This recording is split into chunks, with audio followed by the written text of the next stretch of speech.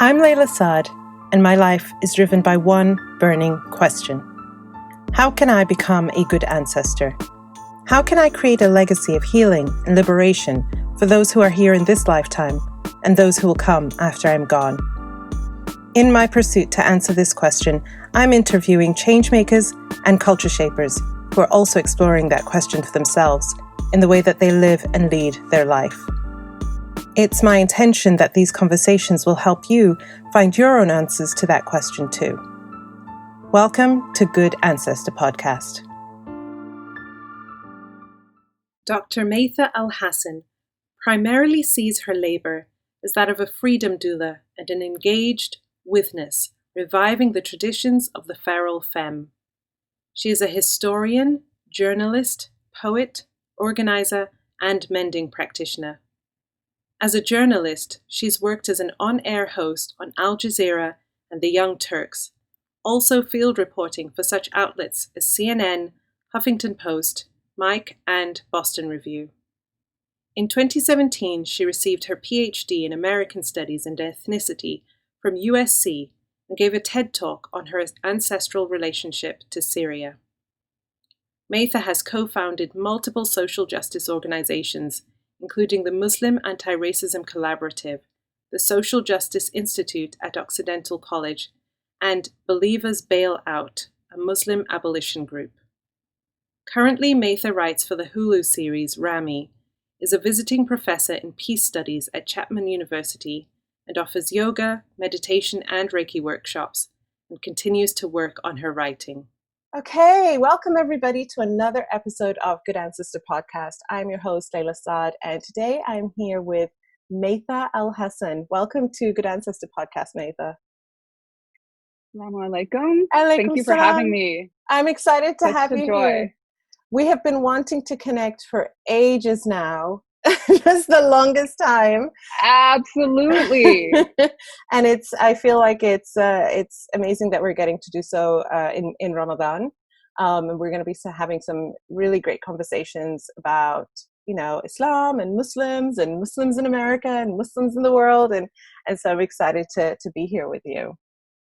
Yay. Yay. I'm glad I didn't wear a haram top for that conversation because I get haram police. You get the haram police on you? We won't let them in here. Muslims come in all shapes and sizes and varieties. Absolutely. Yes. And that's what I am fighting for, is for all of us to have our freedom of expression that doesn't infringe on other people's, and we can be beautiful in a diverse ummah. Exactly. All right, let's start with our opening question, Maytha. Who are some of the ancestors, living or transitioned, familial or societal, who've influenced you on your journey? Ooh, I love that question. I love the podcast because of this framing. I'll give you who I pray to.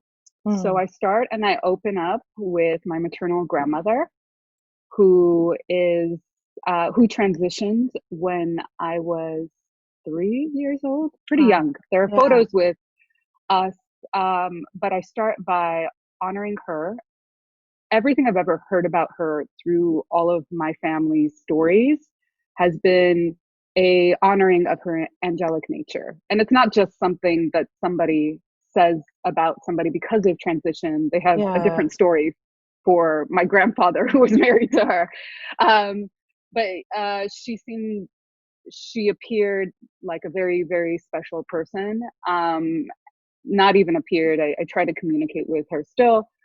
And then I honor all of the maternal ancestors that came through her lineage. And I don't know most of them.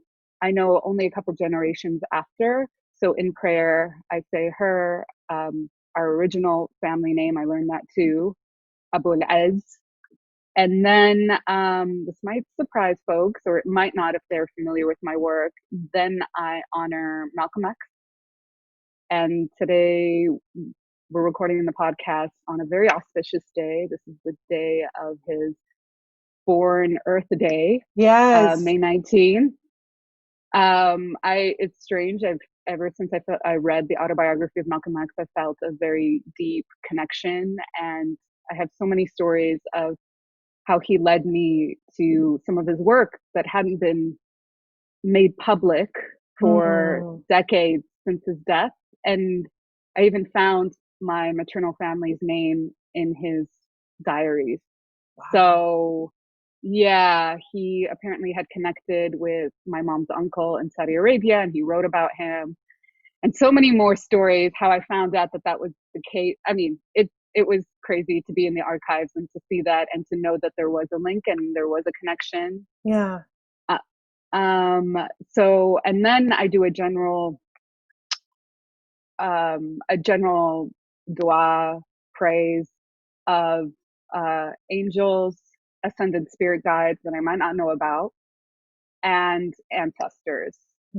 So those are the ones that transition that I hold space for. And then ancestors that I turn to now, somebody more recently who I met through this Malcolm X research, Aziza Al-Hibri, who has become pretty big woman in the Islamic world in terms of her research, her study.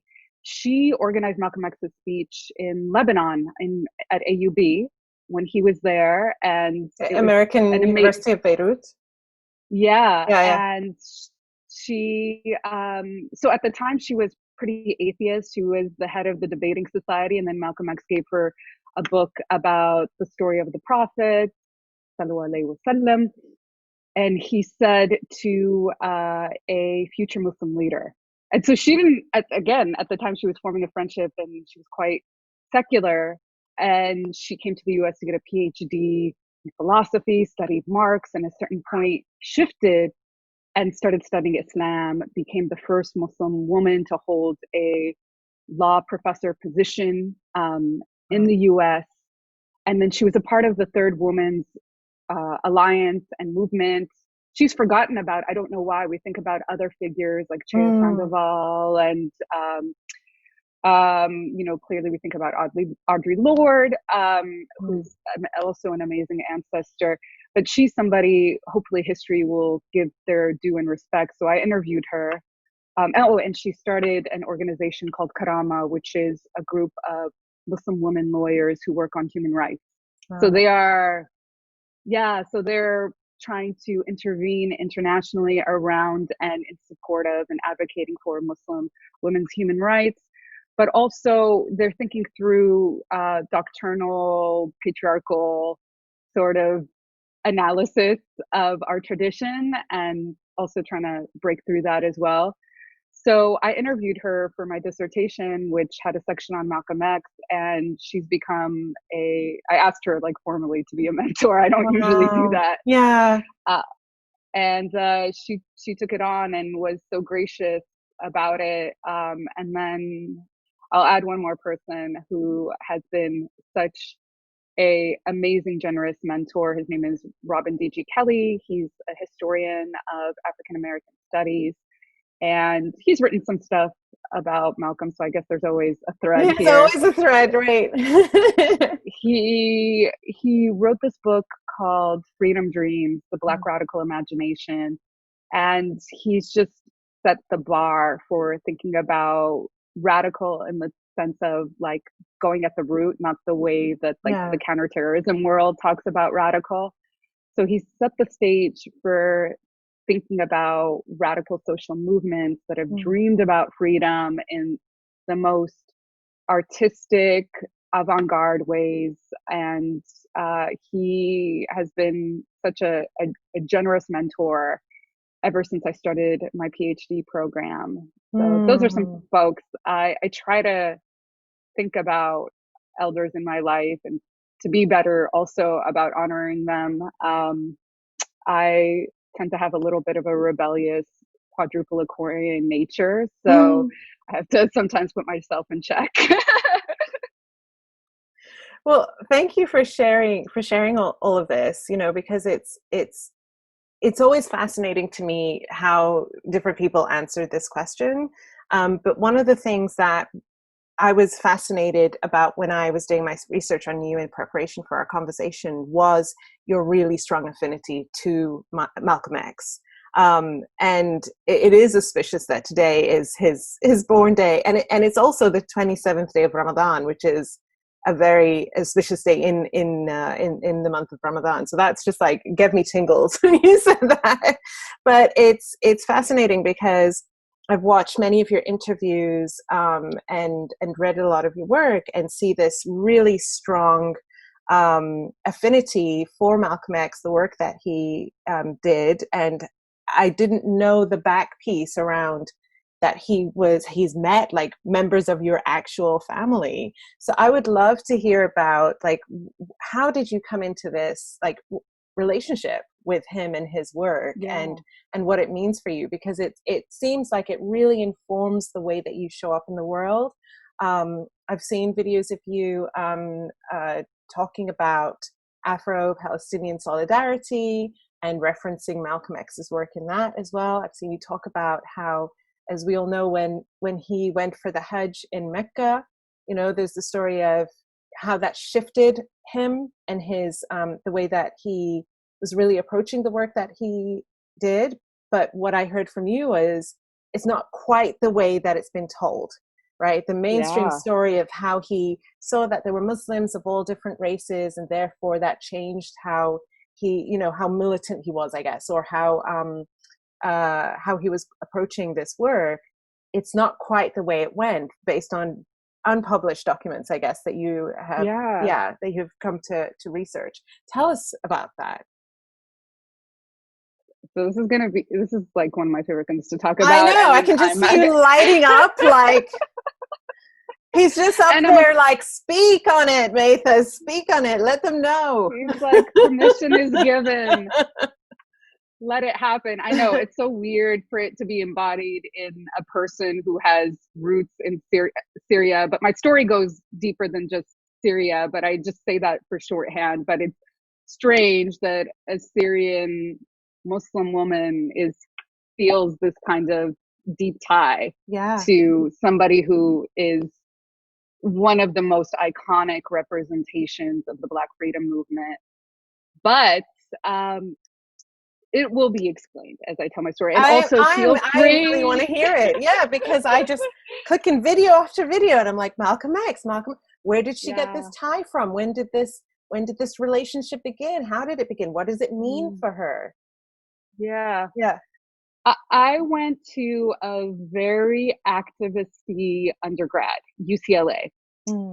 And by some estimations, it might even be more activist-y than Berkeley. And that's what we think of. We think of the Bay organizers, but there's something that shifted how students showed up. And this is the time of the Iraq War, whether or not we were going to intervene. And I was coming into connecting back with my Arab community, culture, and history, which was severed up until 9/11, because that was the way that I was trying to figure out how to fit in a pretty white dominant suburb of Los Angeles.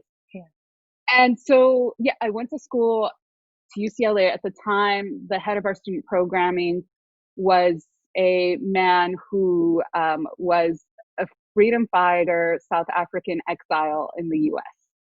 So he had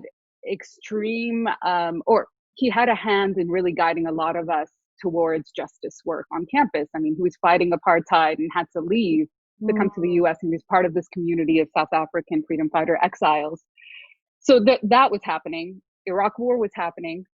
And then there was a class that a bunch of students who were activists took, and it was called Malcolm X and Black Liberation. Oh my God, I almost forgot it. It was taught by a white Jewish man named oh my God, Wolfenstein. Yeah. And he wrote a book about Malcolm as well.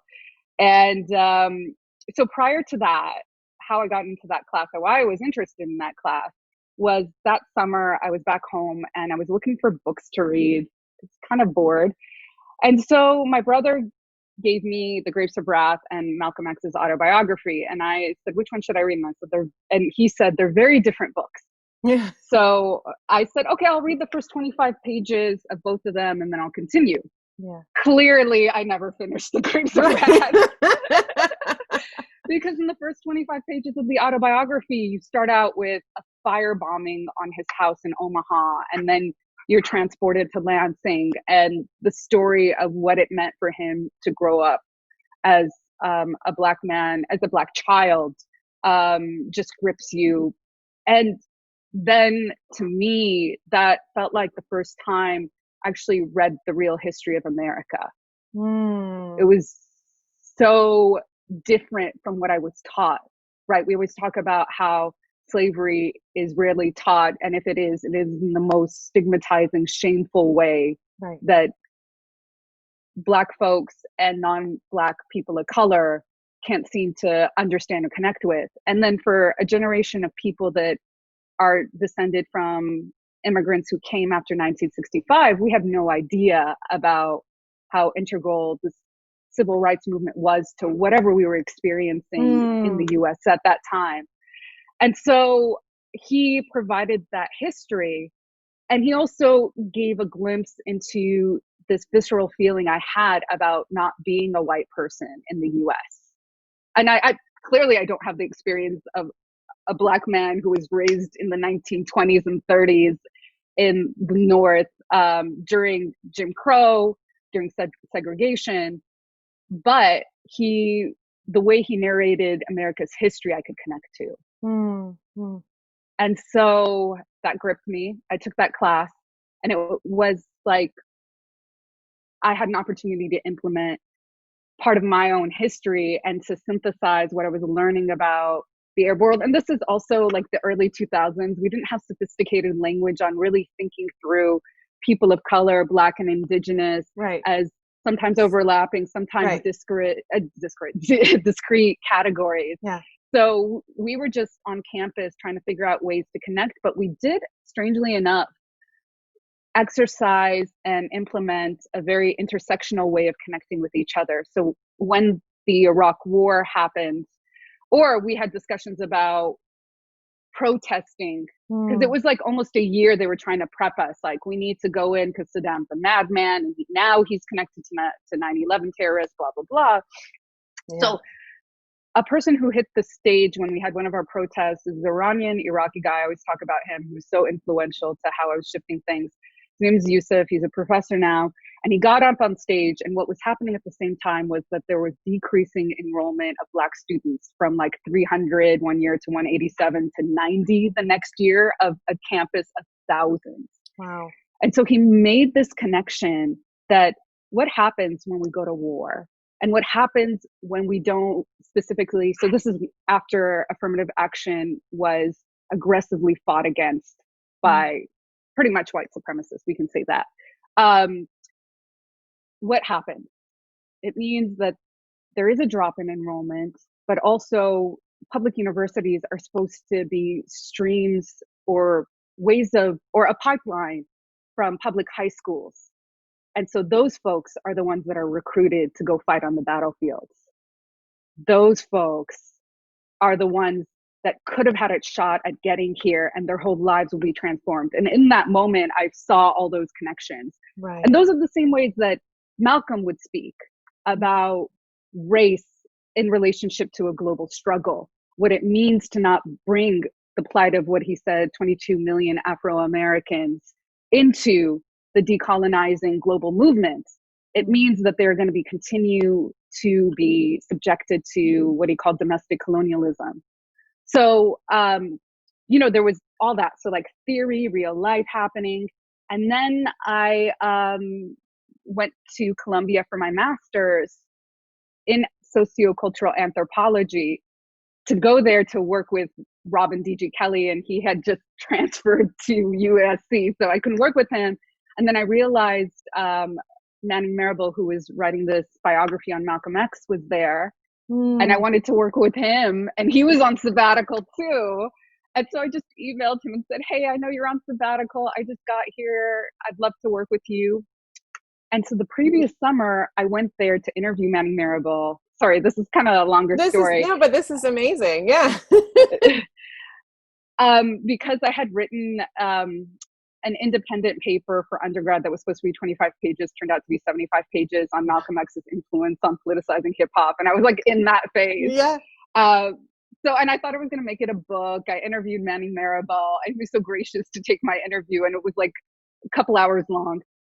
And so I said, hey, guess what? I'm back here, but I'm actually going to school. And then he said, he had one of his research assistants with him during the interview. And he said, I talked to the research assistant. We were both very impressed with how you understood Malcolm. Do you want to come and work on our Malcolm X project as a research assistant? Wow. And I was like, of course.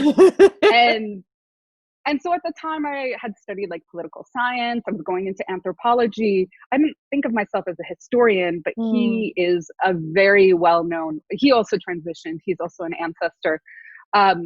Very, very well-known historian and institution builder. He's the one who built up African-American studies at Columbia. He's the one that gave it an institutional home. He's the one that could get money.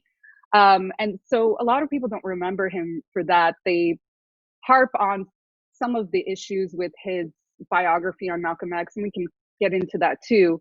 But he brought me on, and he on the ground trained me as a historian. So I would go to the archives at the Schomburg in Harlem. I lived in Harlem. I would step on the street and go to the booksellers, the book vendors on 125th Street, and they would teach me about things that were so different from what I was learning at an Ivy League, one of the top 5 schools in America. In the world. Yes, in the world, absolutely. Right. And so I was in anthropology, and then I learned about J.A. Rogers, from talking to book vendors on 125th Street. And anthropology might put like Zora Neale Hurston on like as an image of Columbia, that she went there, but she wasn't supported. And so it was such an interesting contrast of like learning from some of the professors there, Manning Marable being one of the big ones, and then learning from my environment in New York.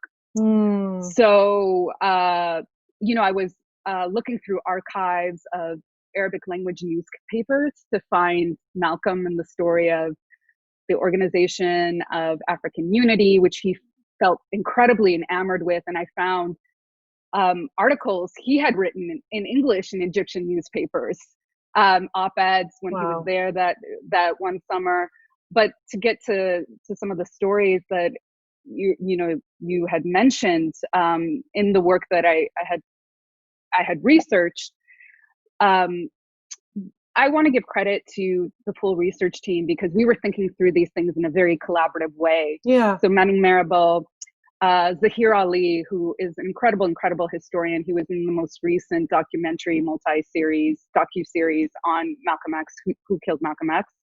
And Garrett Felber, who wrote an amazing book on the history of Muslim incarcerated folks protesting. So a lot of amazing scholarship has come out from that team of folks. And we've bonded, and we have our own little group thread about like when people share quotes that Malcolm didn't say on social media. I'm sure it must grind your gears, right? So we continue to think through these things. So one of the stories that really emerges is the difference between what the autobiography seeks to do and what Malcolm's interviews, his diary entries say about how he's experiencing, especially the last year of his life. So Malcolm starts corresponding with Alex Haley, for the autobiography 63 or 62. So it's a couple years after he has really gotten into the ministry and being a public speaker. And he's still very much in the Nation of Islam world. And he gets the clearance from Elijah Muhammad to do this book, because there's clearly tension between him becoming a national spokesperson and people who are jockeying up for Elijah Muhammad's position afterwards. So there's an inner circle that's watching Malcolm get close. Malcolm becomes such a public figure. Elijah Muhammad knew that Malcolm had such a powerful strength of communicating his messages. So he allowed for him to do things that he wouldn't have allowed other members, which is to speak politically, to do interviews with non-Black audiences about the nation, and because he was conscious of the gaze. And also the Nation of Islam had what somebody described as an anti-politics, which is they did not want to get politically involved. And part of the issues that they start to have with Malcolm is he's seeing the police brutality that's rampant across the US, and he's speaking out. Right. Even to his members. So anyways, so part of how the autobiography starts is he gets clearance from Elijah Muhammad to do it. And so you see the early part of the autobiography very much aggrandizing Elijah Muhammad, right? Almost after every sentence, he pulled me up from where I was, and he is the true messenger. He is the only reason I am me. And then there's a sharp turn, because right before he goes to Mecca, he leaves the nation. And so it's hard to tell who the storytelling comes from, because Haley has an interest in creating a really strong arc. Yeah. Right. And then Malcolm also has an interest in trying to build and create a movement outside of the nation. Right. At this point. So you have to think about this as a historical document that shifts and changes with people's relationship to the material. And so what happens is it is a more compelling story to say that in March, Malcolm pulls out of the nation formally, creates his own organization called the Muslim Mosque Incorporated, and then in April goes for Hajj, and then sees white people commune with all people of color and eat from the same tray, and then come back and say, now I believe, or I've transcended the constrictions of race consciousness.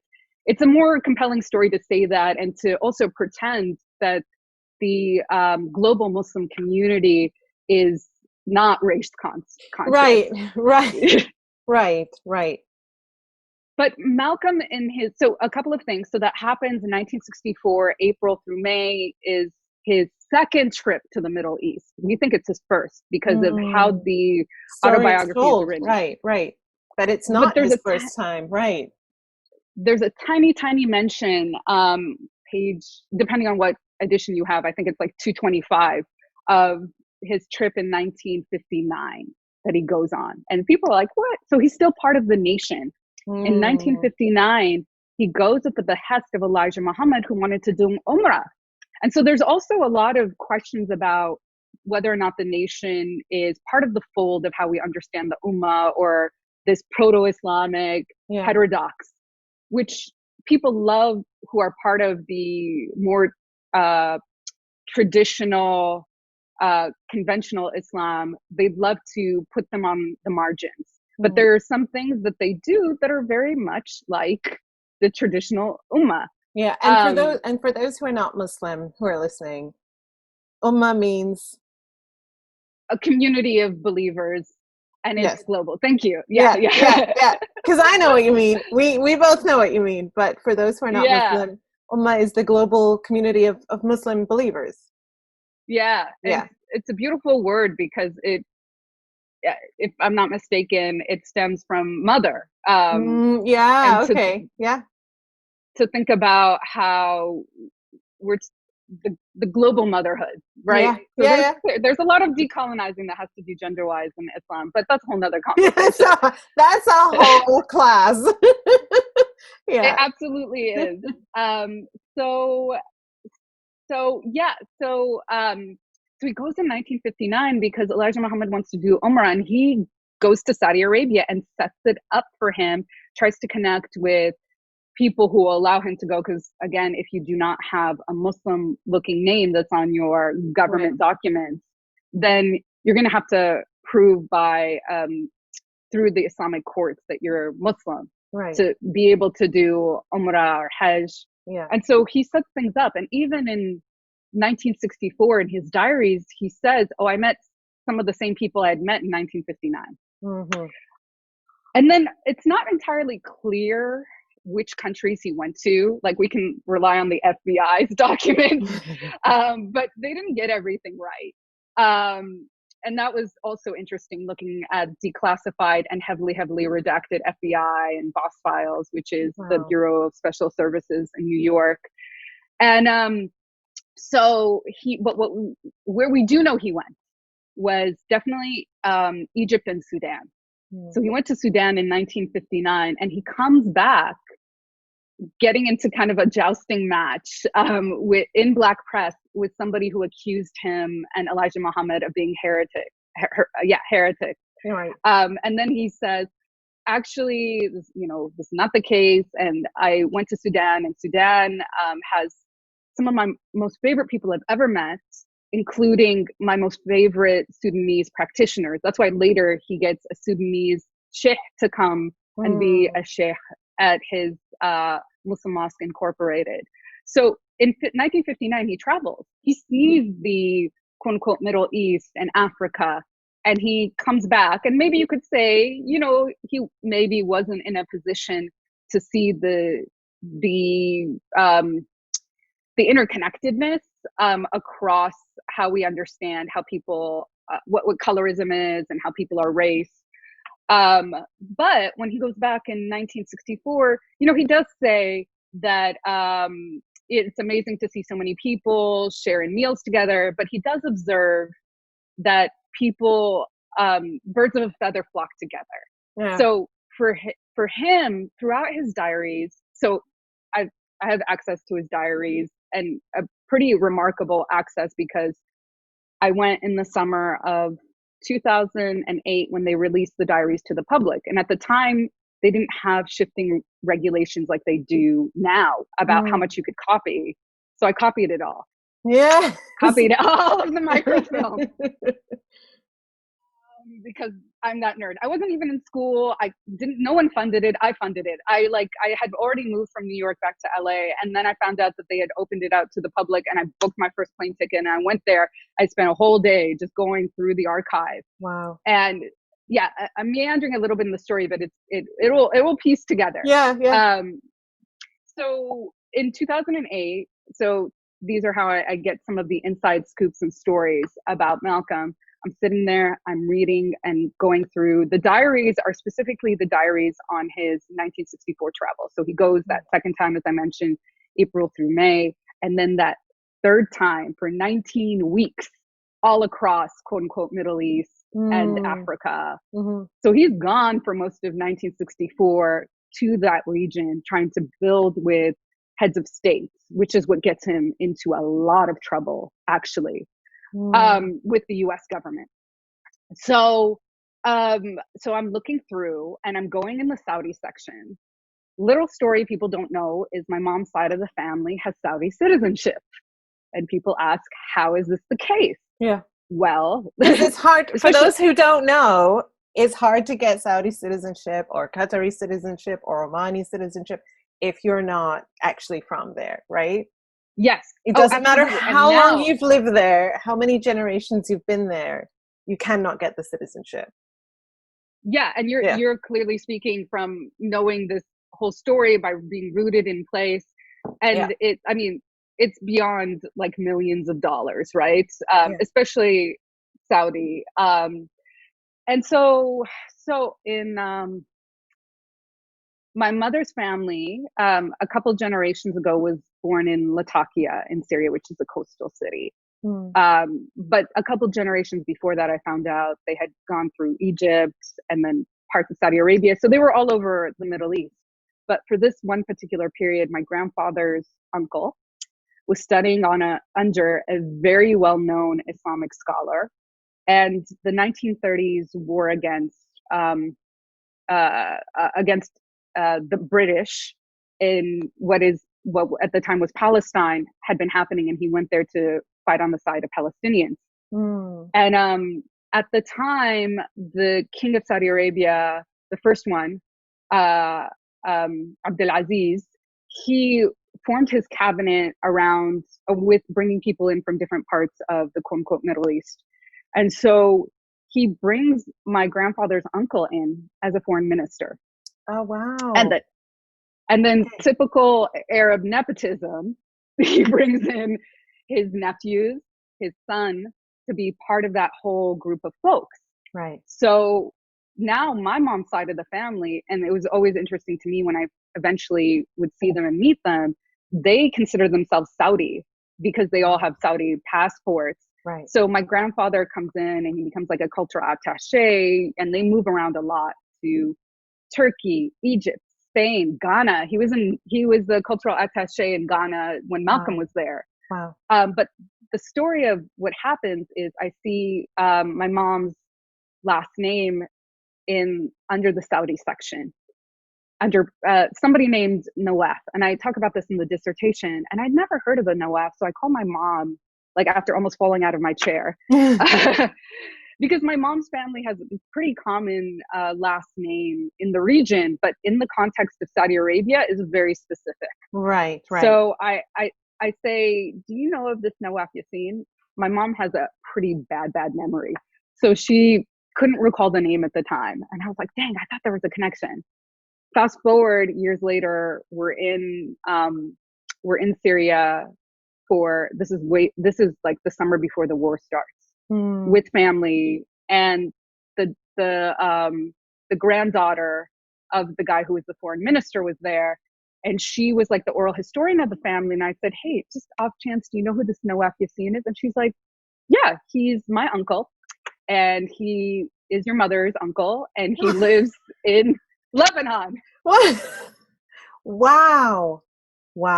Yeah. So I interviewed him, and the thing he remembered the most was how Malcolm looked.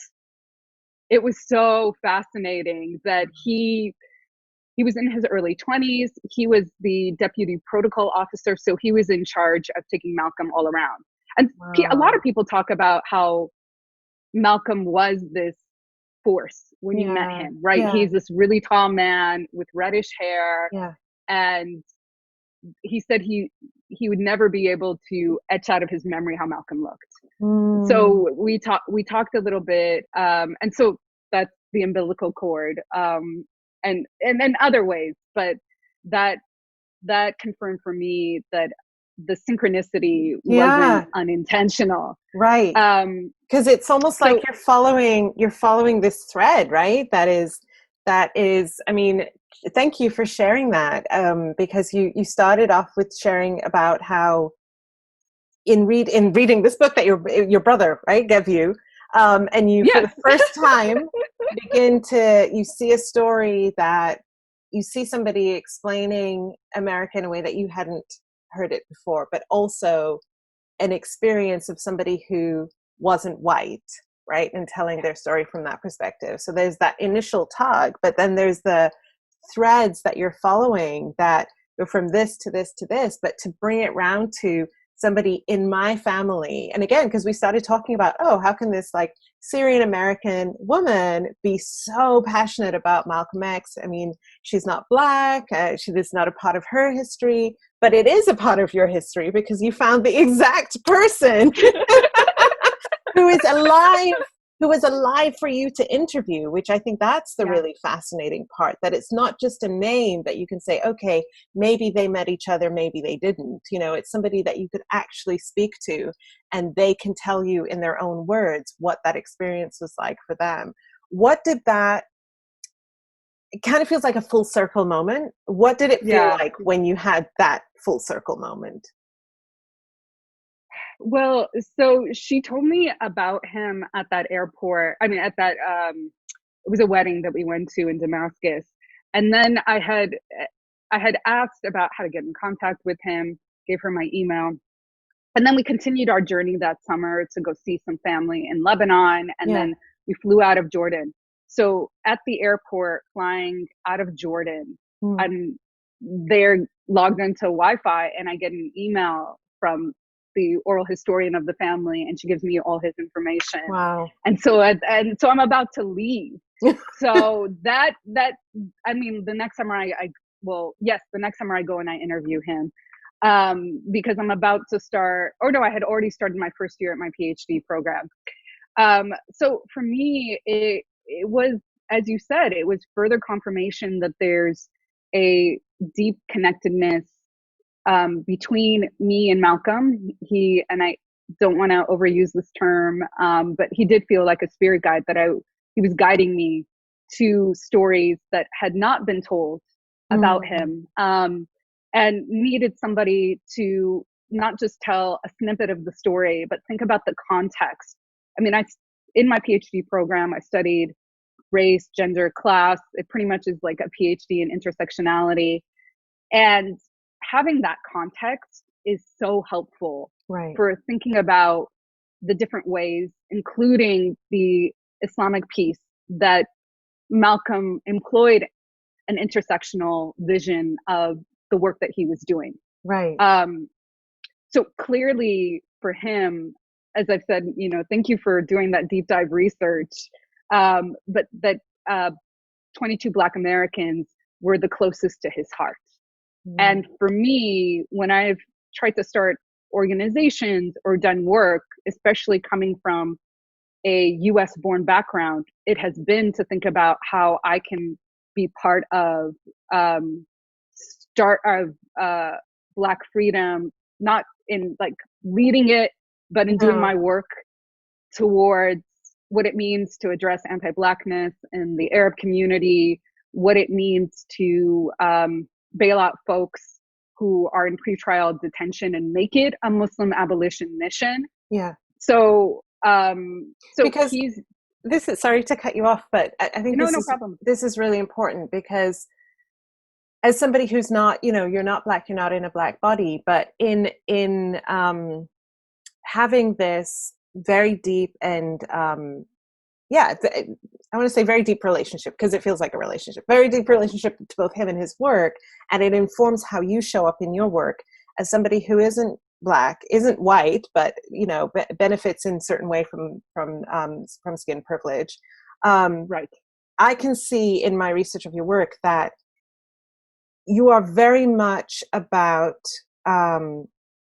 Blackness as the agenda that frees us all. Yes. Exactly. Right. Yeah. And it's not even, sometimes I think this is what I don't jive with how socialists think of like vanguard of the movement, of like positioning Black folks to have to be at the forefront of so much violence, right? But it is, what is the politics of Black people historically?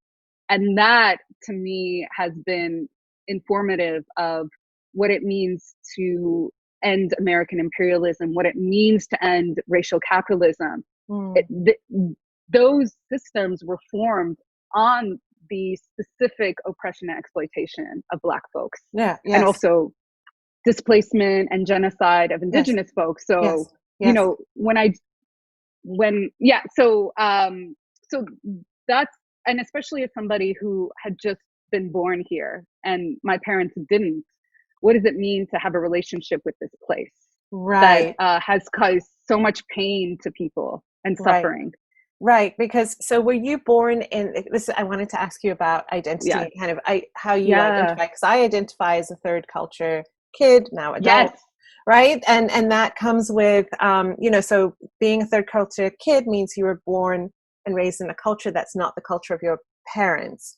My parents are East African, were born and grew up in East Africa, moved to the United Kingdom, which is where they met and married and had me and my siblings. So I'm first generation British, but I always was aware I'm not British like they're British, right? I'm not British like white people are British. I'm British in a different way, but I had no connection to what is, who am I? Because I also understood I wasn't Black like Caribbean British people are, people of Caribbean descent, right? That, because that's also its own history in the United Kingdom. And so I wonder for you were you first generation? Were you born in America, or did you come as a young age? And how did you understand your identity at the beginning, and how do you understand it now? Yeah, great question. I just thank you also for setting the context. I've been so curious because I've seen your various relationships, and I wondered as well how how they informed who you were. Yeah. And I think for me, just like you, and you're in Qatar now, and how long have you been there, by the way? So we moved out here when I was 15 with Wow. with the goal to only live here for 3 years. And then we moved back to the UK for me to go back for my degree. And we moved out here originally partly because my father was offered a job here, but the reason they accepted was because my grandmother was living in Oman. She'd moved from Tanzania to Oman. She was getting older. My mom wanted us to be closer to her. They also wanted us to live in a Muslim country and finally like have Islam around us and not just be, you know, the odd ones out who are Muslim in the United Kingdom. So that there was many things that were going on, but it was supposed to be a temporary thing, and it ended up being a long-term thing. I live out here. My siblings, they moved back to the UK when they finished their degree. They stayed there. When I finished my degree, I moved back here. And that was also supposed to be temporary. I was like, I'll figure out what I want to do and then I'll go back to the UK. And I just never went back. It's important for me to live in a Muslim country. It's important for me to have my children grow up in a Muslim country. It's different for them because they are British, but they don't understand what that means because they've never lived in the UK. Their cousins live in the UK. They understand themselves British in a different way, right? My kids are like, well, we're Irish, because my husband is also East African but Irish. Oh wow! Right. So I'm East African British. They're like, we're Irish, we're British, we're Zanzibari, we're Kenyan, we're Omani, we're like everything. We don't really know what we are. And I've had to teach them, you are all of those things, and you don't have to apologize for it. You're all of those things. People are just going to have to deal with the fact that all of those things are a part of your identity and a part of your history. Yeah. Yeah. And they resonate at different times, or you find out more stories too through connecting with ancestors that are either living or looking for and in the archives of ancestors that have transitioned. So that I love to give room to that because it's not a static process either. No, exactly. So tell me about tell me about So when I heard the term third culture kid, I very much resonated with it as well. Because although I was born in a Los Angeles County suburb, born and raised, same with all my family members. Not all my family members, all my siblings were also born there. And I understood myself. Oh, so let me finish that sentence. I'm like going 20 million directions. I had, through both my parents, really different relationships to the world. So my dad came to Los Angeles to go to school in 1968. So this is like, as he narrates it, after MLK was assassinated a couple months afterwards. And then, you know, one of his first concerts he goes to is Diana Ross. Wow. So he has like a kind of interesting transition. He comes from Aleppo. He worked for a couple of years in Syria and Lebanon construction to afford to buy a plane ticket to come here. But he facilitates for all his brothers and sisters to come here to Los Angeles to work with him, with the exception of his older brother, who was kind of the anchor. And they end up being in business together, but they also end up living on the same exact street. So I grew up on a cul-de-sac with my whole dad's side of the family from Aleppo. So I would say that I would wake up in Aleppo and go to school in Los Angeles or the US. And then I'd come back and we'd, you know, take out our plastic chairs and eat our watermelon. People know that Syrians love to eat watermelon after every meal. And when I found out that like it was a racist stereotype afterwards, I was just like, what? Watermelon is good. There was no context for you to understand that outside of what you knew in your own culture. Right.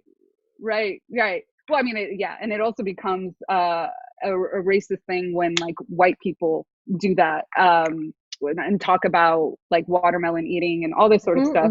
But that was my dad's side of the family, and so I know people are like, wait, how are you third culture kid in that way? Yeah. So my mom's side of the family, as I mentioned, was from Latakia, but my mom was born in Damascus and she never lived in Syria. She mostly grew up in Lebanon. And so her and her family members had to leave at the start of the civil war in Lebanon. So that's kind of like their home that they eternally want to return to. Mm. And then her family, her parents moved to France, to the south of France. So she got a degree in the UK, or her degree in the UK. And so every single summer, my mom's side of the family, which was all over the world, like her brother who had his kids in Montreal, and then eventually like moves around and is now in China and has been living in China for decades. And then another brother who goes between Saudi Arabia and Lebanon, and then a sister who lives in Spain, and her kids live in the UK and have lived there also for decades. And then some family members that live in Bahrain, some that live in the UAE. We'd all descend onto France and the whole summer to see each other. Okay. So I would never go back to Syria or Lebanon until I was 22 years old. That's the first time I went to both those places. Right. I went to the UAE, in fact, when I was 10 years old, when they had nothing. Right. You know, Abu Dhabi and Dubai. Right. Dubai were these, like, had just opened up one mall. Right. Which is like ancient history. Right. So, and then my dad's best friend was from Abu Dhabi too, so we grew up around him. So, you know, when you spend summers in France and your grandfather only speaks French and Arabic, you have to learn those things to communicate to them. So all these things are happening. Now, I'm growing up in a pretty, as I said, white dominant, because when I look back in yearbooks, I see that there are a significant amount of people of color, strangely, but I didn't remember it that way. It was because white culture was pervaded. We had to find some way to fit into whiteness to feel like we belonged. Right. And so I didn't really. I mean, I'm clearly not Black, right. but I'm also clearly not white. Right. And you have a very Arabic name, right? Absolutely. You lived in a cul-de-sac with your Arab family. It wasn't right. What you're experiencing when you go home. It's different to what your friends were experiencing when they went home. Right. And for what a lot of people don't know is that Syrians are considered the white Arabs of the Middle East. And so when I first went back and people asked me where I was from, I was like, I'm you guys. What are you talking about? And they would, are you Greek? Are you Persian? Are you Lebanese? Are you whatever, other things? As I said, most Syrians, like light skin, light hair, red hair, blue eyes. Not me. So it's interesting you say that, actually, because as somebody I live in the Middle East, so I see different types of Arabs, and until I did my research on you, I didn't realize you were Syrian American. In my mind, I was like, she's a Lebanese or Egyptian or she's something else. But when I saw Syrian, I was like, oh, that's interesting. Okay, didn't see that coming. Yeah. And actually, what people don't know is Arabs in the U.S. are classified federally as white. And that's because of early Syrian migration to the U.S. that fought to be classified as white so they could be naturalized. Right. But they, out of all the Arab groups, could do that fight much better than everybody else because they passed whatever was called the common man test that could tell that a common man could tell, or the ocular test, that you looked white. Right. So in addition to that, so in addition to that,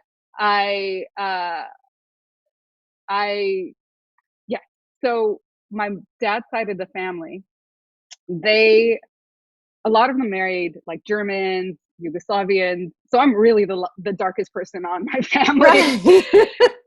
In my family. The darkest person in my family. So I always kind of felt like the odd person out, and I didn't fit in school, and anybody who was Arab pretty much had my same last name. And if they were Arab, they didn't want to tell people that they were Arab. They made up that they're from like Turkey or other places. Right. Because in a pre-9/11 world, what people didn't realize is that it was so much harder being Arab than it was being Muslim. And that sounds strange. Okay, break that down, and Yes, especially yes. because I know that there are people who assume all Arabs are Muslim, all Muslims are Yeah, Arabs, right? So yeah. no, right? We hardly constitute a majority in the global community. And also, like, I think as you've been saying, which is really fascinating to me, is when you look at Southern Arabia, there's such deep roots in Africa. Yeah, So for us to have Arab as like an ethnicity or a racial category is bizarre, right? right, right, It doesn't make sense, and it doesn't speak to the migration that was going on right, back and right. forth between, like, as you said, Zanzibar and Oman. Yeah, Um, so anyways, what was happening pre 9/11, a lot of people don't remember this in the US, but I remembered it distinctly because it had an impact on how my identity was shaped. So going a little further back, I was ruthlessly bullied from a young age all the way through high school. And the painful part is that it was kind of a small community. So I had we were in the same classes with the same people right. from like first grade all the way up through Wow, senior year in high school. right. So anyways, there were shifts that were happening around like multiculturalism, which isn't Mm, something that I really cared for.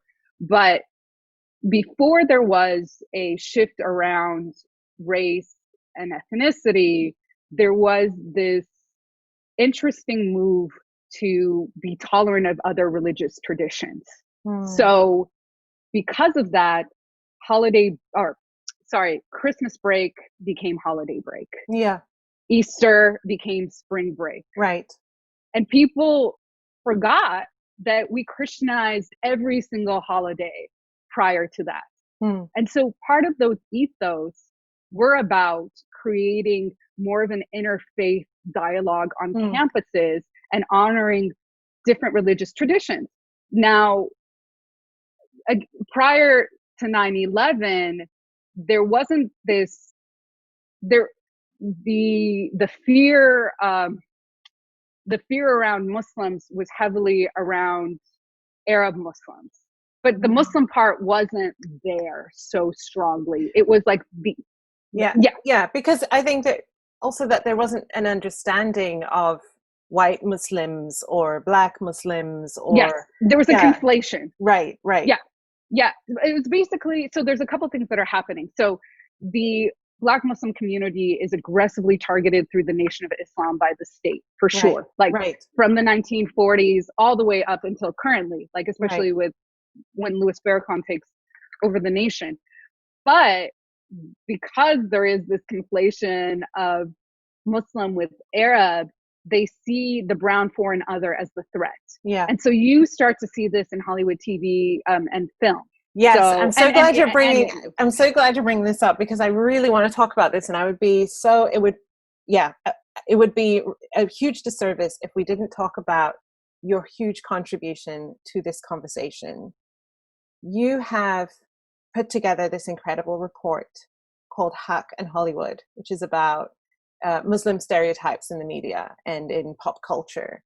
And it's the first time I've seen it laid out so clearly about the different ways in which Muslims, Arabs, and I mean, they're not the same, but there are some ways in which it's Muslims, and then there's some ways in which it's Arab specifically. That there are these tropes and these stereotypes about what we are, and in how we are seen in the white gaze.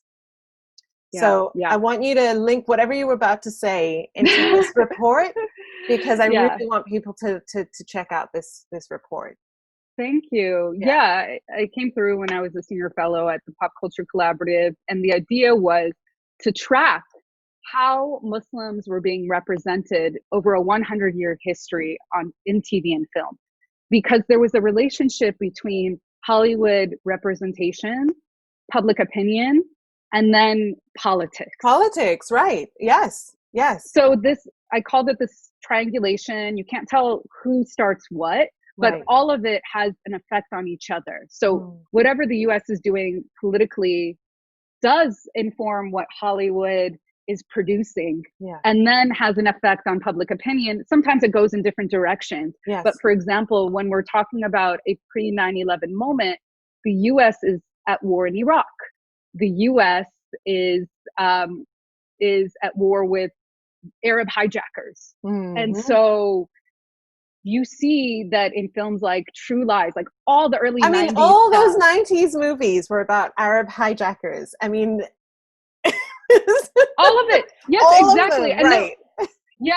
And so I portrayed like this history of tropes and traps. And so there's this like really ironic thing that happens, which is that you have the menacing Arab villain who's also a fool who sets themselves on fire or puts themselves in a situation where they get shot by Indiana Jones, right? And they have a sword or whatever. Right. So they're at the same time menacing and a bumbling fool. Mm-hmm. And so this becomes a trope over and over again, or they're added in as unnecessary cameos just to make fun of them, like mm-hmm. Father of the Bride, where they just like do these hacking sounds in the back of their throat to mimic Arabic. Right. And people are not watching this and saying, this is offensive. No. This is the limited representation that we have of that community. Right. But the 90s was also very different for a different group of Muslims, and that's Black American Muslims. Yeah.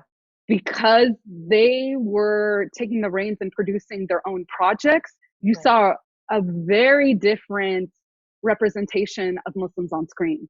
So Malcolm X comes out in November 1992, a week before Aladdin comes out. So you see the completely different kinds of representations that you have about Muslims, but because the means of production are very different, then one gets closer to what we call the intimate knowledge of a community, and the other one strays very, very far to caricature land. Right. Yes. My best friend is Iraqi, and one of the things that we always joke about is Agrabah. Where is Agrabah? Oh yes. And I tried to help with some consulting work for this latest Disney live action version, and we said, please just set it in a real time and place, and then you can build a story around it. If you start with a fictional place, then people are going to mercilessly critique your Orientalism, your conflation of different cultures, and not realize that if you pick somewhere like Oman a couple of centuries ago, then you could say that there is a relationship with African folks in the region, and it doesn't look weird. Like you don't only have to have Will Smith, be the magical Negro in this story, exactly, yes. But instead, then they just brought in Bollywood costumes and didn't explain that at all. Well, I finished it and I messaged my best friend and said, I didn't know that we were about to watch a Bollywood movie. I didn't know that Agrabah was in India somehow. I'm not really sure what's going on. I mean, they tried to make it so that her mother was from South Asia, but they never explained that. But again, So and you know, Disney did what it did with all its live action, make its billions, and they just kept it moving.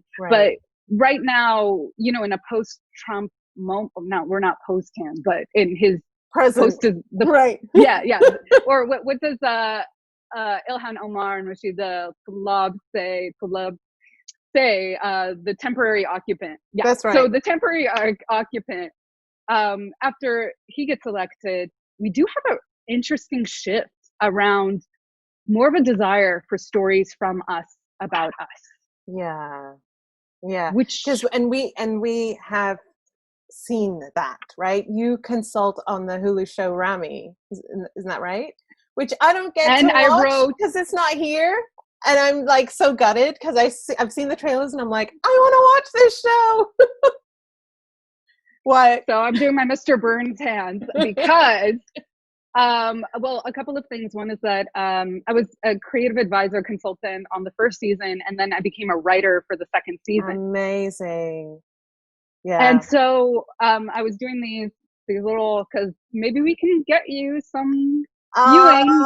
Yes. If you want to be in conversation too and think about like go really in depth because we try to think about not always perfect relationships around race, around how white supremacy informs Yes. a lot of that would be our amazing, because I mean I watched the trailer and for the first season, and I was like, this is so, like, never in my lifetime have I seen something like this where it's not a stereotype of he's either super like, oh no, you know, my family are Muslim but I'm not, like I just go out and do these things, but he's also not like super like only like I'm not little a mosque part of in the the white, prairie, right? And that's and not to say that either one of those descriptors also don't represent Islam, but it was a way, it was something in which I hadn't seen, which is more the middle line of what my experience would be, what my friends' experiences would be, what my children's experiences are more likely to be, and that there wasn't the white gaze. There just wasn't. There wasn't the gaze of this has to be in a way that it makes sense to white people. Yeah. But regardless, people were offended because he did air out some of the dirty laundry about what goes on in the mosque. Right. Which we know things to be true. Right. And we need a place to have conversation and debate. And I think it's sometimes difficult if there is an asynchronous viewing of stuff like that. You know, before when we would watch things all at the same time, then we can have the conversation together. Right. Yeah. But also for season 2, I don't know if you saw, we have Mahershala Ali, who's going to be playing. I love him. He's going to be in a good amount of episodes. Amazing. Playing a sheikh. Amazing. Which I think it's his first time playing a Muslim character, actually. Yeah. That's and amazing. He reached out to Ramy, to the show, because he said, you know, even if it's a little character, I'd love to be on the show because I never have seen anything like this. Yeah. And I think a lot of people who are in the Hollywood world, especially people who are Muslims, see how difficult it is to greenlight anything. So a lot of times things get optioned, right? But developed or get development deals. But to go from a development deal to getting greenlight for a series, that's a very small funnel that few people make it through. Right. And I think it's incredible to make it through and get through to a second season as well, because a lot of times these are piloted, it's a first season, and then it's just no, because the majority dominant culture can't relate to it, or it doesn't make sense to us, you know, so it doesn't continue on. So that's incredible. But I'm really reflecting back on what you said around that triangulation between what we see in the media, what we see in what did you say? So the media, the news, public and TV, the news, and politics, right? TV?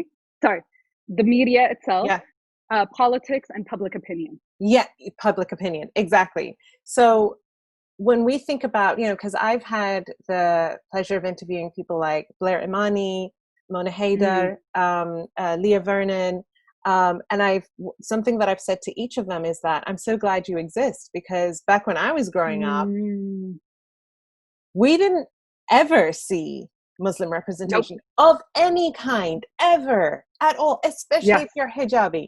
Never, ever, ever, ever. Yeah.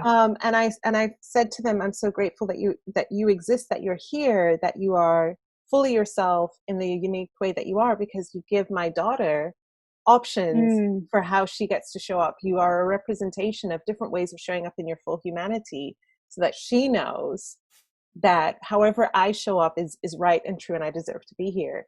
And so when we go back to that triangulation, if we don't have images, if we don't have representation, it influences public opinion, which influences how people get treated in their everyday lives. Yeah. And it also influences political decisions. Who gets bombed, right? Who gets banned, right? Right. Who gets bombed and banned. And it is like the fact that a majority of Americans said that they would bomb Agrabah is a clear indication. Right. Good luck finding it. Exactly. Yeah, that's such a great point that you made. And usually when I intro the report, I talk about I show a picture of myself when Aladdin came out. Yeah. And I said, and I remind people that Jasmine, who is an incredibly flawed character and the only speaking female role in Aladdin, Yeah. was the only representation I had as a kid Right. growing up in the US. Right. So I had them really think about that. And, you know, there's this category. And so thank you coming in as a woman, as a mother, and thinking through what it means to have so much diverse representation of one of the most diverse religious groups in the world, That's faith right. traditions in the world. Right. So it does an extreme disservice to say there is one way to be Muslim and to want that perfect Muslim representation. Yeah. We want the flawed. You know, Ramy has this great line, not always flawed, but not like one-dimensional stereotype, not the good Muslim, bad Muslim binary, but he has this great line about striving to get the characters on his show to meet at the fault lines. And then what that means is that when we can connect around our flaws, we can build to be better together, but we can't be honest about who we are if we're not honest about our flaws. Right. And so we can celebrate all those things that striving like his character does for something bigger than him, for something pure, for something higher than. Yeah. And then at the same time fall, because that's the reality of how we experience life. Right. It's the reality of humanity. Exactly. Right. Yeah. Yeah. And I do want to say too, I mean, like, I love that you have different Muslim women on who talk about their experiences and the ways that they're pushing up against so much patriarchy, pushing up against so much white supremacy to do what they do. Yeah. Because it is an important intervention. And they're also pushing up against our own internalized oppression that says, oh, absolutely. If you're a Muslim, this is because it doesn't just come from the outside, right? It's the same as when we talk about white supremacy and racism and anti-Blackness. It's not just coming from the outside. It's also inside, because we're all in it. We're all touched by it. We're all conditioned into it. And so we see the world through that view as well. And what each of the people, including yourself, who I interview, each one is always having to contend with people saying, but how can you be Muslim and this? Yes, yeah. Like that doesn't compute in my mind, right? How can you be this? And it's because of that triangulation that says these are the limited tropes, the limited stereotypes under which I've been told you are supposed to be. And so you're defying all of that, and it completely confuses me, and I don't know where to put you. And that is something that I think is, it plays out, like I said, it plays out from the outside in, but also from the inside out.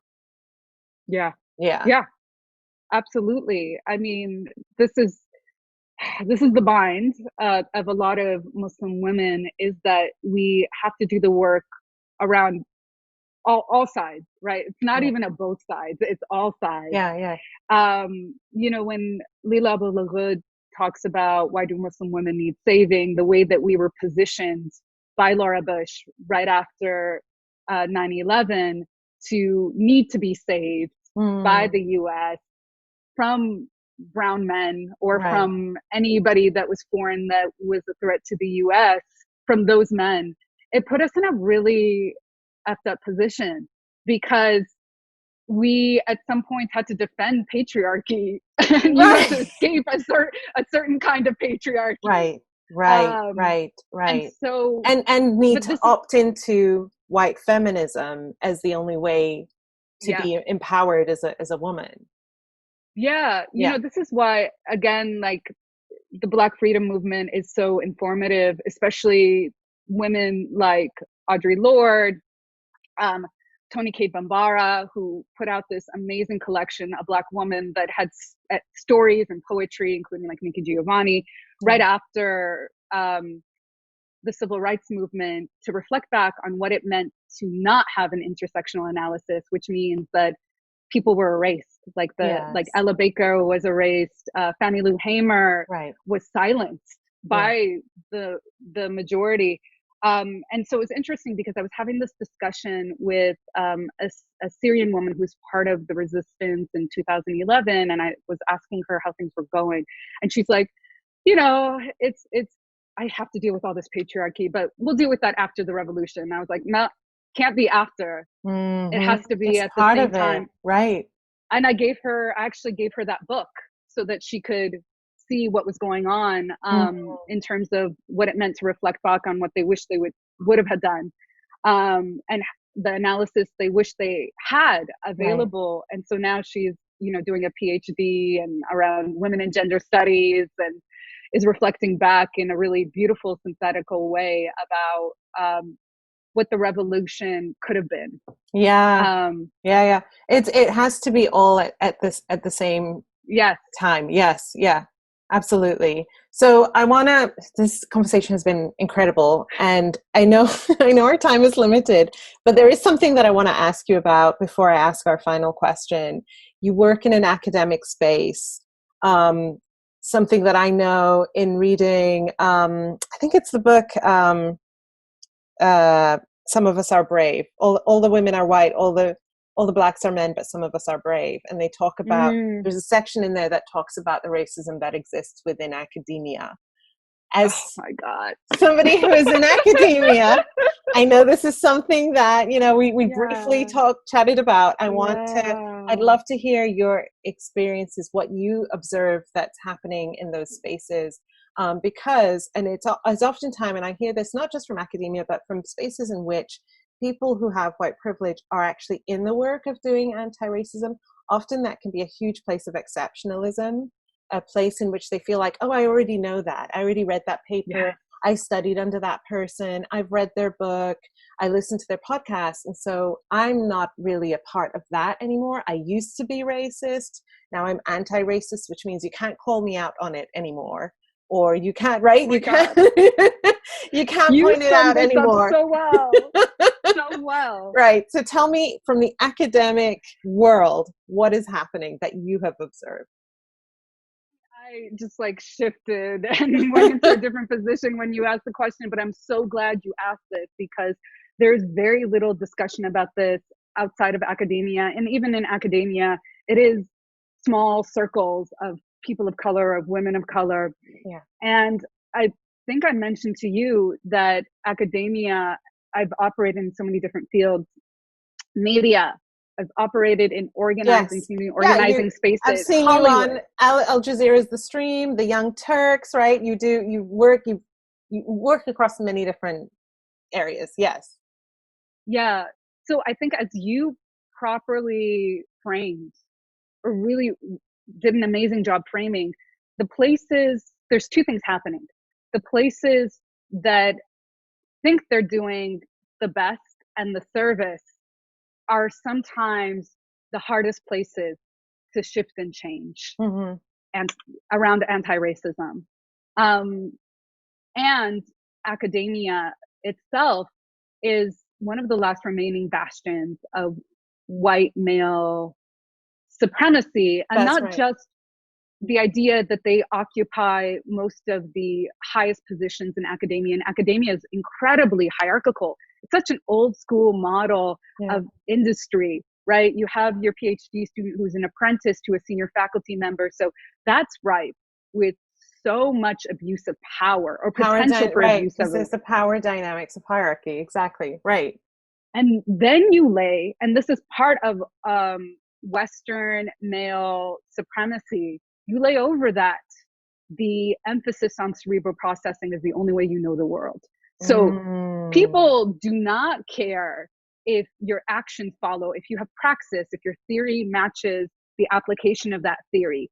They just really care about the research and how those words are being relayed to the world. Right. And then also, because of that ethos, that philosophy of that place, and the way it reproduces those old Western ideals, which were necessary for colonialism, which were necessary for enslaving people and genociding them, it privileges that like charismatic male figure who leads a lecture.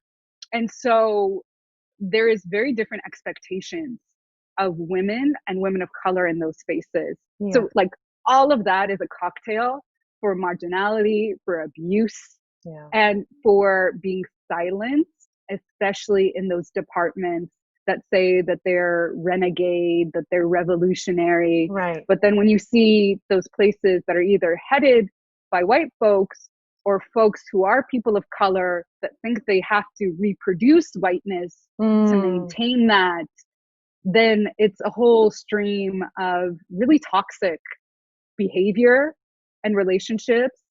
There's two stats that I think are really fascinating. So apparently graduate students, PhD students, have some of the highest rates of mental health issues out of any profession. Wow. Like doubles the standard. And then the other one is, I love asking this, how many full professors do you think are women of color in the US? I don't know, because I mean, when I was in university, I had one in my whole 3 years, and she was not Black. I've never had a Black teacher ever. So, oh, wow. So I don't. I mean, the US is doing a little better than the UK. Yeah, but yeah, still are pretty bad. 10%? I don't know. 2%. Wow. So when you have places like USC writing reports about how horrible the numbers are for women directors or people of color in Hollywood, right? Those departments have worse numbers, but people don't shine the light on in the other direction. We're just thinking about the report that's shaming Hollywood, which Hollywood deserves some of that for sure. Right.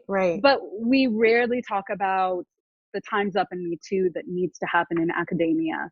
And that is at the heart of why it remains so intractable in reproducing all of those toxic systems. And, you know, I'm on the fence from a personal perspective on whether or not to continue, because I know that my students, especially students of color, as you said, there's something really amazing about role modeling that makes things possible in your imagination. They get so much, and they've told me, out of seeing somebody who's a person of color teach them, and then be a mentor and guide them. Exactly. I've said this about this school that my children go to, that is, and I wrote about this in Me and White Supremacy. It's a very multicultural school, but it's a British school that is multicultural in its student body and extremely white and British in its teaching and leadership body.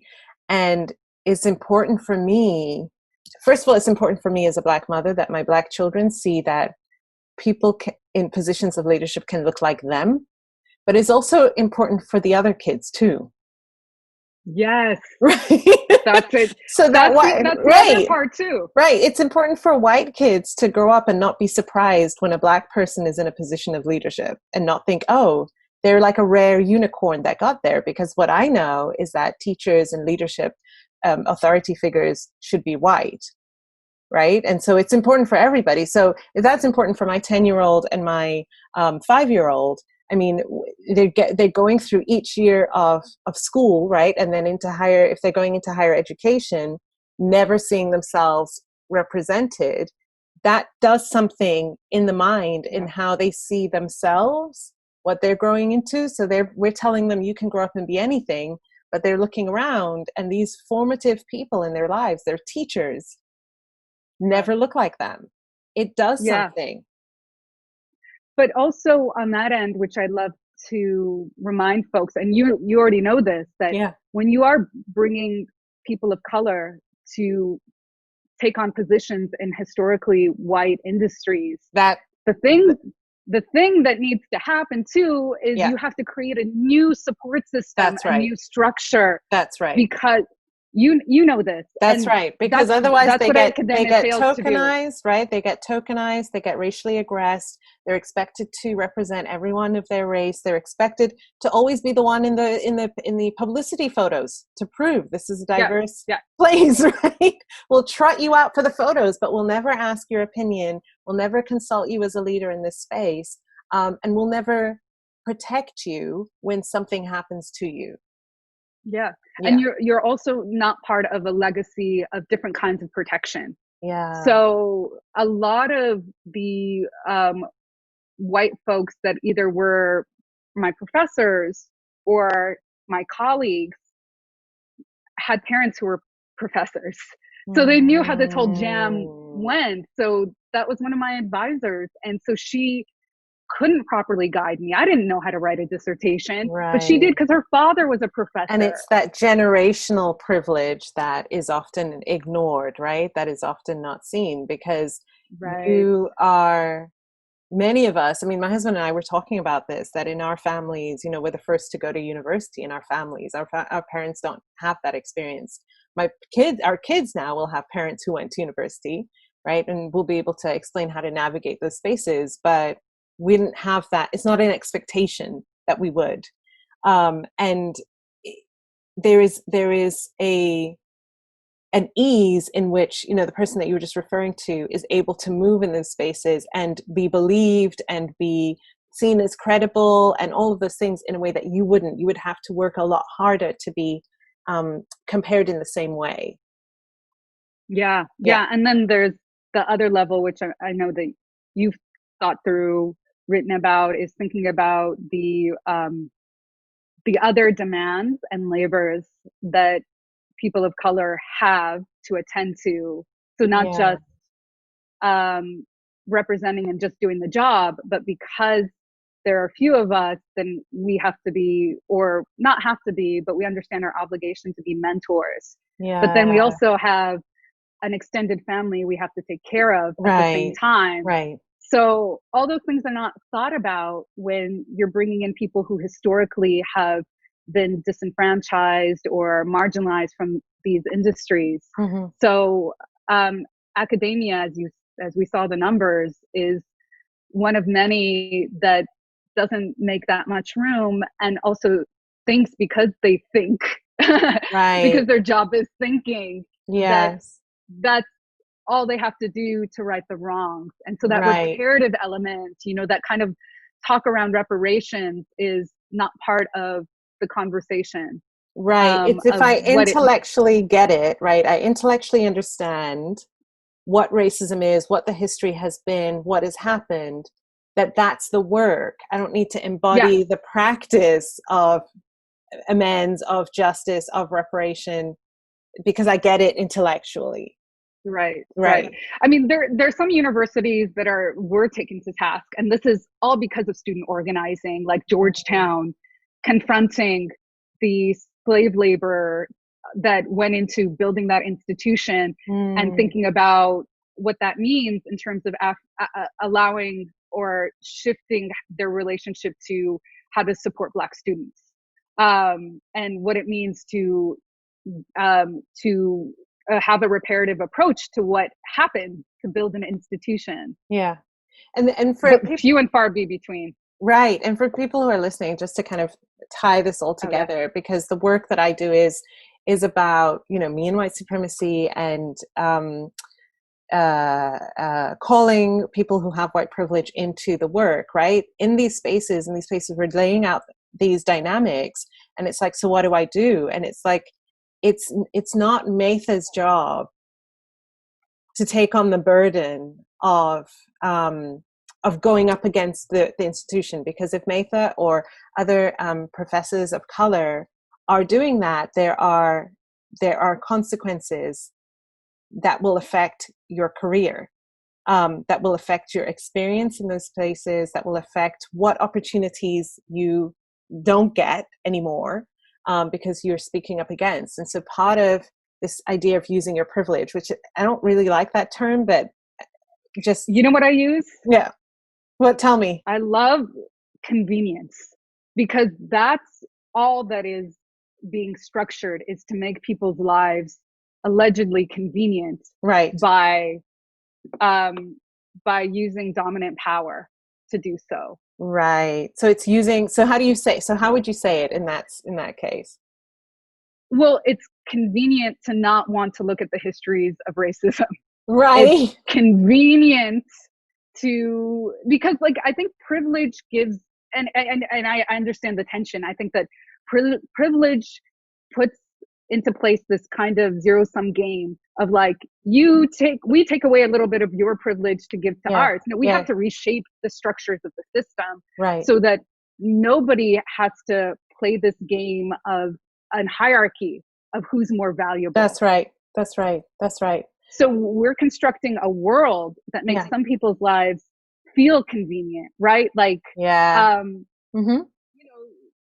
are a lot of upper middle class folks in the US right now, and I hate the term lockdown because lockdown is a prison, right? Like, you're not experiencing prison conditions.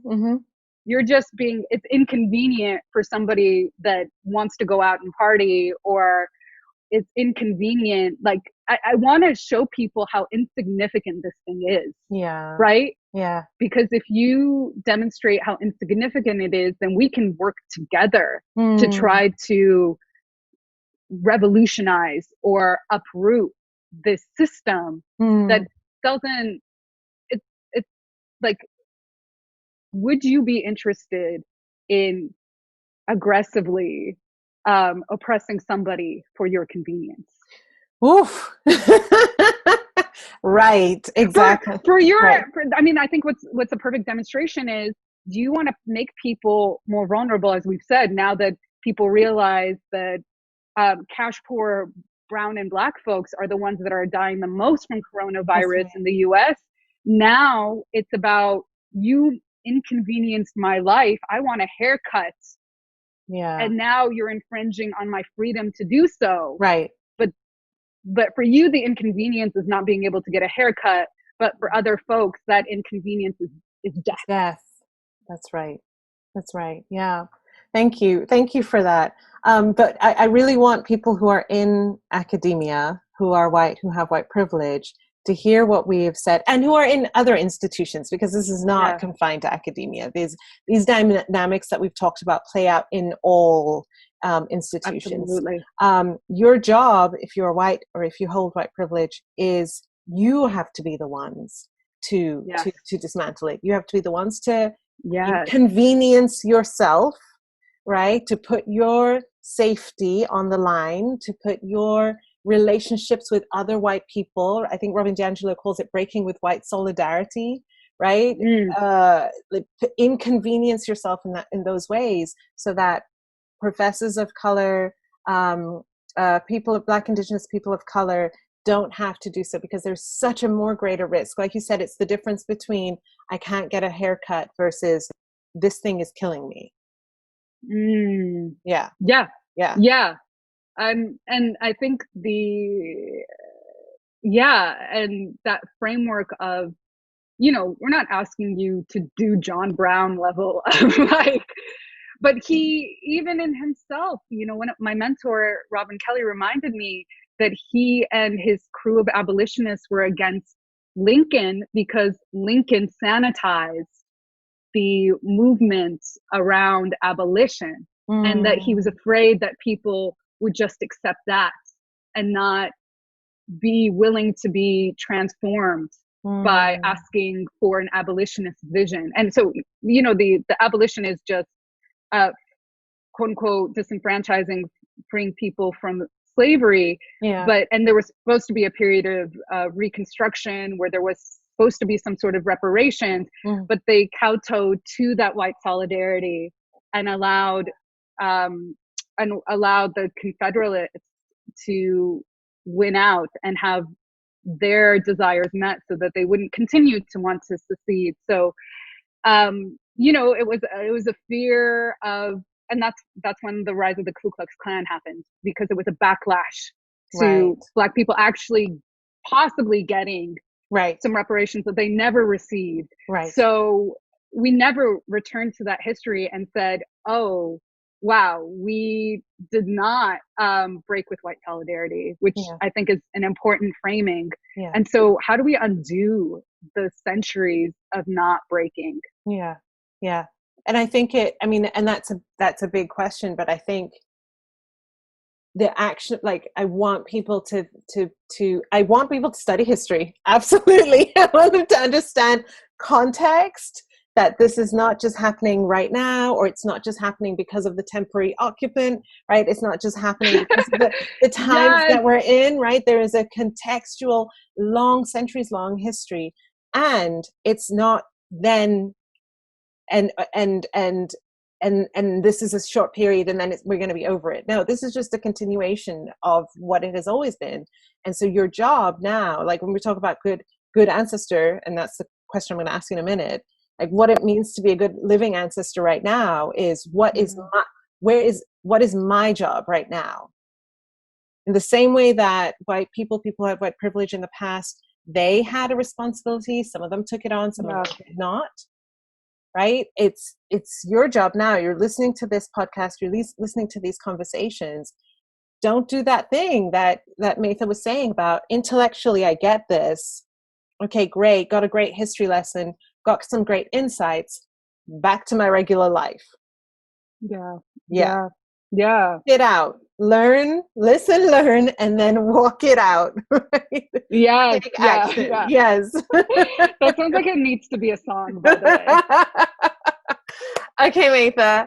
We have gone way over, but it was worth it. I'm so sorry. Yeah. I'm enjoying it. I am too. Our final question. What does it mean to you to be a good ancestor? Yeah. There's so much to this question.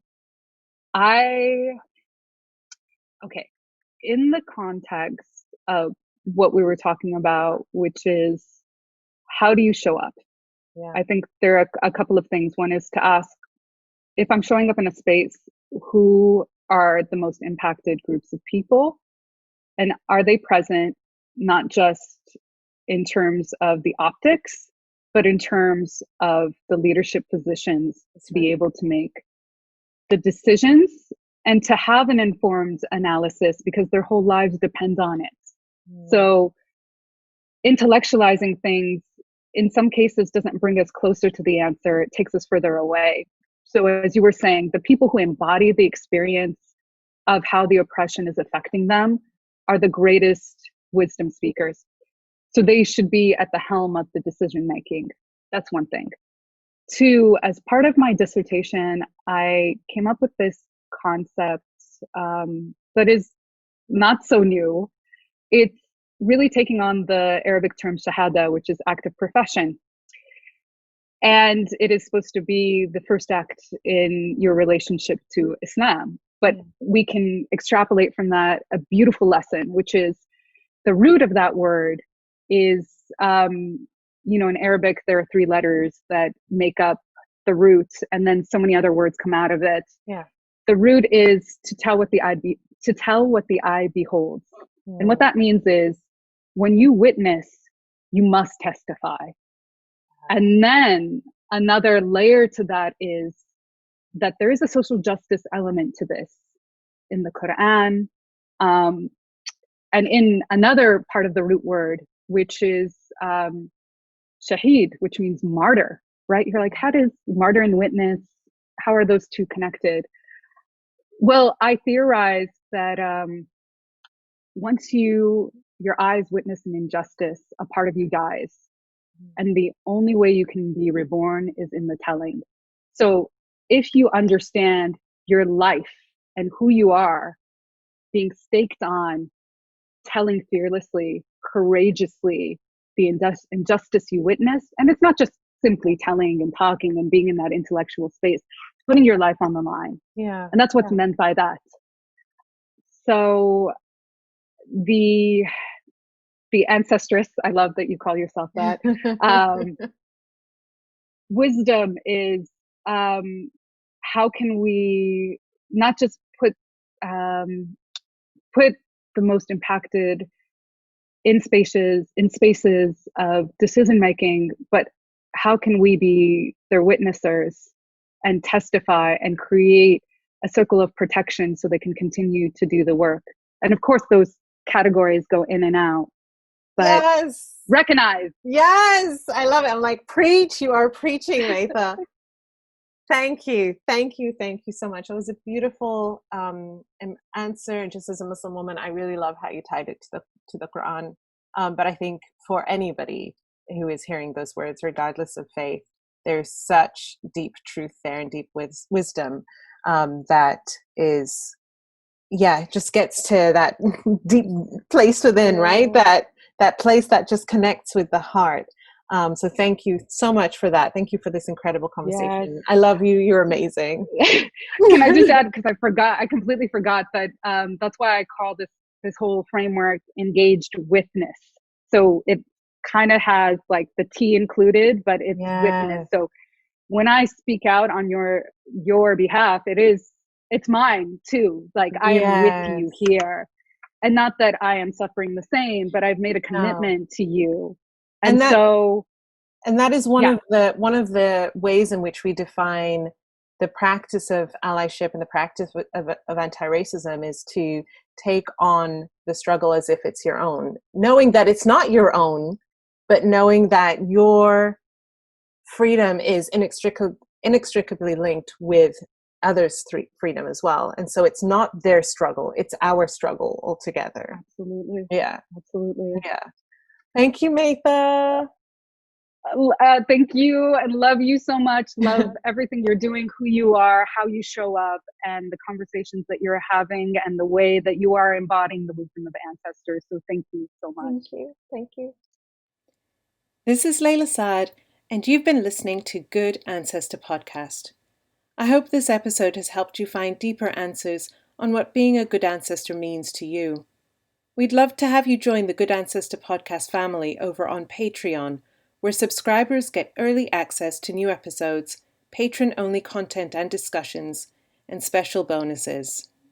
Join us now at patreon.com/Good Ancestor Podcast. Thank you for listening, and thank you for being a good ancestor.